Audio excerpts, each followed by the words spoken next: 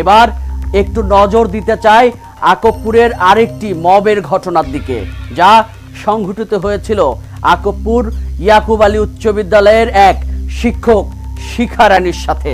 মবের নামে সেদিন কি হয়েছিল এবার সেটা শুনুন তার মুখেই।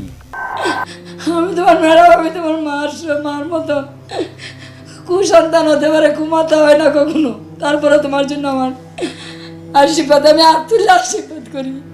আসি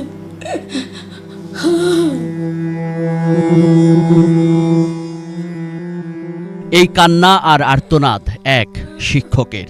ইনি কুমিল্লার মুরাদনগর উপজেলার আকবপুর স্কুলের সহকারী প্রধান শিক্ষক শিখা রানী। গত 17 সেপ্টেম্বর দুপুরবেলা হঠাৎই একদল লোক স্কুলে ঢুকে মব তৈরি করেন এই শিক্ষকের বিরুদ্ধে। প্রথমে তাকে পদত্যাগের জন্য চাপ দেয়, রাজি না হলে এক পর্যায়ে তার উপর নেমে আসে অমানসিক নির্যাতন। স্কুলেরই একটি কক্ষে অবরুদ্ধ করে দীর্ঘ 6 ঘন্টারও বেশি সময় ধরে চলে সেই নির্যাতন। বিবস্ত্র করেও চালানো হয় নির্যাতন। যারা দুজন শিক্ষক আছে দুজনটাই তারাইব। আমাকে তোমরা এমন করো না গো, তোমরা এমন করো না, আমি ক্ষুধার্ত, আমি ডায়াবেটিসের রোগী, তোমরা এমন করো না, আমার খিদা লাগছে, আমার বদরছে, আমার সময় যেতেছি না গো, পরে যেতেছে গা, আমার তল ফেটটা যেতেছে গা, আমি ক্ষুধার্ত, আমার জল দাও। আমার বলেন জলটার মধ্যে সেপ দিছে, আমার বাথরুমের মধ্যে সেপ দিছে, হোয়াটসঅ্যাপের কথা লিখেছি, এ কথা লিখেছি। এই হাবিবুল বাসার একটা 5 লইছি, 5টা লইয়া আমারে, আমি যতদিন বাচ্চা থেকে আমি বলতাম না, হাবিবুল বাসার 5টা লইয়া আমার শাড়িটা গেছে টান দিত, শাড়িটা টান দেয়া তখন কিন্তু আমি আবার ফ্লোরের মধ্যে শাড়িটা টান দেয়া, শাড়িটা হালকে দেওয়া আমার 5টা আমি আবার শাড়িটা এমনি ঈশ্বর মনে শক্তি দিছে, আমি এমনি শাড়িটা ধরে আমি কোথাছি তোর কাছে আমি ভিক্ষা চাই, তোরা এমন করিস, আমার চেপে ধরছে, বাসার এমন করিস না, তোর মা নাই করো এমন করিস না, তোর মেয়ে বলেছে না, তোর মেয়ে বিয়ে দিচ্ছে তাই এমন করিস বাসার, তুমি এমন করো না। তারপরে এরপরে মনে আমি শুয়েছি কি, আমার মনে মাথা টাথায় মনে আবার আঘাত করছে, আমার মনে শুইলেও মনে আঘাত করছে, এরপরে আমি শুয়েছি কি, এরপরে আবার আমার পানি দিয়ে সজাগ করছে, আমার ব্লাউজটা শিখতাম চুরি ধরে আমরা টান দিছে, মানে এরা যা করণের মানে মায়ের ধরে আমরা তাই করছে। শুধু নির্যাতন করেই ক্ষান্ত হননি, এরপর ওই অবস্থায় তাকে স্কুল থেকে বের করে ঘোরানো হয় গ্রামের প্রধান সড়কগুলোতে।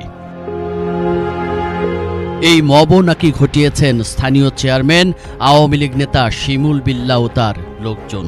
এ ঘটনায় মামলা করতে বাঙ্গুরা বাজার থানায় গেলে মামলা নেয়নি পুলিশ। পরে আদালতে মামলা করলে সেটিও খারিজ হয়ে যায়। বর্তমানে পরিবার নিয়ে পালিয়ে বেড়াচ্ছেন বলেও জানান ভুক্তভোগী এই শিক্ষক।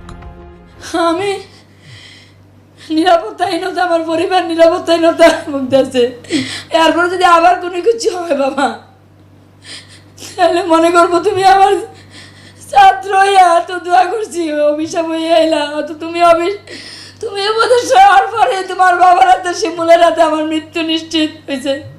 হ্যাঁ আমার আজরাইল, হ্যাঁ আমার জম, হ্যাঁ রাতে আমার পরিবার হয়তো বা শেষ হইতে পারে। এখানে আধিপত্যের জানান দিতে না হয় শিমুল চেয়ারম্যানদের ফিরে আনছেন, তবে শিখা রানীর মতো দীর্ঘদিনের একজন সহকর্মীর সাথে বিল্লাল হোসেনের কিসের শত্রুতা সেটাও পরিষ্কার করছে এবার। স্কুলে সেদিন সেই মবের পুরো ঘটনারই নেতৃত্বই নাকি দিয়েছেন শিখা রানীর দীর্ঘদিনের সহকর্মী, তারই স্কুলের প্রধান শিক্ষক উপদেষ্টা আসিফের বাবা বিল্লাল হোসেন। শিমুল চেয়ারম্যান, সত্তার মেম্বার সালাউদ্দিন এবং বাসারদেরও নাকি বিল্লাল হোসেনই এনেছিলেন এমন অভিযোগ ভুক্তভোগী শিক্ষকের। বলেন সেদিন স্কুলে যাওয়ার কথা না থাকলেও উপদেষ্টা ছেলের অনুদান নিয়ে বিশেষ মিটিংয়ের কথা বলে তাকে স্কুলে নিয়েছিলেও বিল্লাল হোসেন। সকাল 8:22 আমাকে কল দিছে উপদেষ্টা আসিফ মাহমুদের বাবা, কয়া করছে মিটিং আছে। আমি স্যার কিসের মিটিং? মিটিং তাহলে তো সে আগেই নোটিশ করবে, ঠিক আছে। আমি স্যার কিসের মিটিং? আমি আবার সাথে সাথে ওনার জিজ্ঞেস করি, আসিফে 20 লক্ষ টাকা দিয়েছে স্কুলের জন্য, এটার মিটিং করবেন? আইসা পড়েন 5 মিনিটের মধ্যে, 5 হইতে 10 মিনিট মিটিংয়ের কাজ। ঠিক এমন সময় তো মারমার কইরা এই বাসার টাসার মানে এলাকার ক্যাডার বাহিনী তারা ঢুকছে, ঠিক আছে? আসিফের বাবা যে কল করছে, আমার তো ব্রেনই আসছে না যে আসিফের বাবা আমার উপরে মব সৃষ্টি করবে। এখন তো বুঝছি যে ছেলে উপদেশটা হতে হয়, সে ক্ষমতার অপব্যবহার এবং সে একটা মব সৃষ্টি করছে। স্কুলের টাকা আত্মসাতের ঘটনায় বিল্লাল হোসেনকে 2014 সালে বহিষ্কার করা হলে ভারপ্রাপ্ত প্রধান শিক্ষকের দায়িত্ব পান এই শিখারানী। তারই প্রতিশোধ নেন ছেলে উপদেষ্টা হওয়ার পর। টাকা আত্মসাতের অভিযোগে বিল্লাল হোসেনের বহিষ্কারের সত্যতা মেলে সেই সময়কার মাউসির নথি, তদন্ত প্রতিবেদন আর তৎকালীন ম্যানেজিং কমিটির সভাপতি মোহাম্মদ আলীর বক্তব্যে। এখানে নিয়োগ পাওয়ার পরে তার বিভিন্ন সময় অনিয়ম, বিভিন্ন দুর্নীতি, ম্যানেজিং কমিটির সাথে দ্বন্দ্ব, শিক্ষকদের সাথে গ্রুপিং করার পরে আমরা অডিট কমিটি করছিলাম। করার পরে ওই সময় তাকে সাসপেন্ড করা হয়েছে, সাময়িক বরখাস্ত। 2009 সাল থেকে তাকে সাময়িক বরখাস্ত করা হয়। করার পরে আবার সে তার ভুল স্বীকার করে যে অনিয়মগুলো ছিল, অনিয়মগুলো সে পরিপূর্ণ করার পরে তাকে আমরা পুনরায় আবার নিয়োগ দিই। স্থানীয় এক মাছ চাষি দুলাল চন্দ্রও রক্ষা পাননি তার নির্যাতনের হাত থেকে। তার উপার্জনের একমাত্র জায়গা একটি পুকুরও নাকি এখন বেদখল বিল্লাল হোসেনের লোকেদের কাছে। এমনকি পুকুরের সব মাছ তুলে নিয়ে বিক্রি করা ও গাছ কেটে ফেলার বিরুদ্ধে প্রতিবাদ করায় তিনিও এখন ঘরবন্দি, নিরাপত্তাহীনতায় ভুগছেন প্রতিনিয়তই। বিল্লাল মাস্টারে লোকজন লইয়া মানুষে তালি দিয়া আমার পুকুরের মাছ সাপ কইরা দইরা লইয়া গেছে গা। এরপরে গাছ কাটিয়া লইয়া গেছে গা। এরপরে আমি ফৌজদারি মামলা করছি।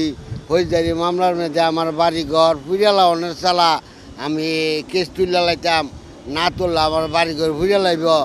এরপরে তারার বয়ে কেস তুলছি। মোহাম্মদ আলী 30 লাখ টাকা রায় করছে, আমি 1 কোটি টাকা আমার রায় করব, 1 কোটি টাকা দেওয়ার লাগবো। এই ধরনের নানান ধরনের কথাবার্তা অনেক মানছে। এরপর শিমুল চেয়ারম্যানরা দিয়ে বেড়ে কওয়াইছে, কাশিমপুরে বাবুল আছে, শিমুল আছে, আমি রাজি হই না, মিটিং হইতাম না। কয়দিন আগে আমার ভাইয়ের এই জবরদস্তি করতেছে মিটিং অবৈধ বললা। তিনিও পরিত্রাণ চান এই বিল্লাল হোসেনের হাত থেকে। ভয় ভাইতে মাইরা লাগবে, কাটতে লাগবে। আমার বাপ দাদার সম্পদ, আমার কিনা সম্পদ, গাছ কাটতে আলা, জোর করে আলা, বা রাত্রে আইয়া বাড়ি ঘরে দরজার মধ্যে একার হইয়া আইয়া কোবাই লাইব, মাছ তোলাইয়া। আমি দেখ কোনো বিল্লাল মাস্টারের পক্ষে নাই, কোনো বিল্লাল মাস্টারের কোনো খারাপ নাই। তো আমার উপরে পোলা বাইন দিয়া তারা আমার অন্যায় অত্যাচার কেড়ে করা। তবে এত অভিযোগ যার বিরুদ্ধে, এবার তার মুখোমুখি হবার পালা। আকবপুর স্কুলের প্রধান শিক্ষক হলেও স্কুলে গিয়ে পাওয়া যায়নি তাকে। এবার মোবাইল ফোনে কথা হয় তার সাথে। অস্বীকার করেন তার বিরুদ্ধে ওঠা সকল অভিযোগ। বলেন তার ছেলে সংসদ নির্বাচনে অংশ নেয়ার প্রস্তুতি নিচ্ছে দেখে প্রতিপক্ষরা তাকে টার্গেট করেছে। যখন এই ঘটনাটা ঘটে তখন কিন্তু আমি আমার ছেলের বাসায় ঢাকা, আমার ছেলে কোথায় গেছে, মরক্কো চলে গেছে। আপনারা তো জানেন ঘটনার ঘটার প্রায় 5-6 দিন আগেই সে মরক্কো চলে গেছে। এর প্রায় 5 দিন পরে না মার্ডার হয়েছে, আমি তো জানিও না এটি। যখন ফেসবুকে দেখলাম যে আরে এখানে তো এই ধরনের ঘটনা, তখন আমরা জানতে পারছি। এর আগে তো আমরা এটা সম্পর্কে জানি না। এখন উপদেশটা কিভাবে জড়িত, কোনভাবে জড়িত? ওই যে রুবির প্রথমে ঘটনাটা কিভাবে ঘটায়, রুবির 7 নম্বর জামাই সে তো মাদক ব্যবসায়ী আজকের থেকে না, আর সে তো যে মাদক ব্যবসা করতে আছে এটা আজকের থেকে না, আজ 20-25 বছর আগের থেকে আমরা জানি। সে 6 নম্বর না 7 নম্বর জামাই ওরে ইন্ধন দিয়ে কেন বলাইছে আসিফ মাহমুদ কি করছে, এটারে কি করছে তারা পরামর্শ দিতে নাই কি জানি কি আসলে বিষয়টা কইছিল। বলছে যে উপরের ক্লিয়ারেন্স আছে, উপদেষ্টার ক্লিয়ারেন্স আছে, ওদেরকে কেউ কিছু করতে পারবে না। আচ্ছা, তো এখন বিষয়টা হইলো আসিফ মাহমুদের মোবাইল নম্বর আপনি পুরা মুরাদনগরে ঘুরে দেখেন তো কারো কাছে পাইবেননি। চেয়ারম্যানও কিন্তু একটা সম্মানিত ব্যক্তি, তার চরিত্র যাই হোক এটা নিয়ে আমাদের বিষয় না, বাবারও বিষয় না, তাই না? তো হ্যাঁ তারা একটা চা খাওয়াইলাম, আমি একটা চা খাওয়াইলাম, এই সব ছবিটা নিয়ে সেটা ট্রিপল মার্ডার হয়েছে কেমন। তো এখন তারা প্রমাণ দেখ না, আমরা কিন্তু ধরবো, এই দেখতে আছি। যে বা যাহারা এদের সাথে জড়িত সবগুলোরে দিয়ে সবগুলোরে আমরা ধরবো। আপনারা কোথা থেকে এটা পাইছেন, কি পাইছেন, কি কারণে বলছেন, প্রমাণ দিয়ে যান। আর প্রমাণ না দিতে পারলে মানহানির লেগা কোন জায়গার যে নেব আমরা। সামনাসামনি সব কথার জবাবও দেওয়ার কথা জানলেও পরবর্তীতে আর ফোনে পাওয়াই যায়নি তাকে।